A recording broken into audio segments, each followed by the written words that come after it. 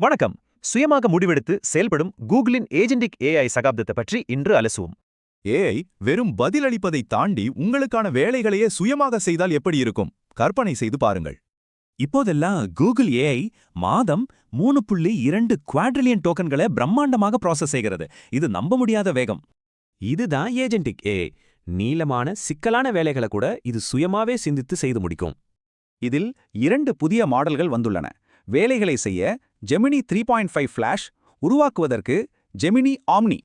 டெவலப்பர்களுக்கான இந்த flash model பல கட்டமாக சிந்தித்து கோடிங் போன்ற கடினமான வேலைகளை சுயமாக இயக்குகிறது. மறுபுறம் இந்த ஆம்னி மாடல் எந்த உள்ளீட்டை கொடுத்தாலும் உடனடியாக வீடியோவாக மாற்றி படைப்புலகில் புரட்சியை ஏற்படுத்துகிறது. கூகுள் சர்ச் கூட இப்போது மாறிவிட்டது. வெறும் வார்த்தைகளை தேடாமல் நம்முடன் உரையாடும் மல்டி மாடல் பணியிடமாக மாறியுள்ளது. இதிலுள்ள ஏஜென்ட்டுகள் 24 மணி நேரமும் செயல்பட்டு நமக்கு தேவையான துல்லியமான தகவல்களை சரியான நேரத்தில் கொண்டு வரும். சர்ச், யூடியூப், ஜிமெயில் என எண்ணு பார்த்தாலும் புதிய யூனிவர்சல் கார்டு உங்களுக்கான ஸ்மார்ட் ஷாப்பராக செயல்படும். 2026இல் வரவுள்ள ஆடியோ கண்ணாடிகள் மூலம் ஏஐ இப்போது நேரடியாகவே நமது நிஜ உலகிற்குள் நுழையப் போகிறது. ஜெமினி ஆப்பில் ஸ்பார்க் என்ற அம்சம் வந்துள்ளது. இதே உங்களுக்கான 24 மணி நேர தனிப்பட்ட ஏஜென்ட்டாகவே மாறிவிடும்.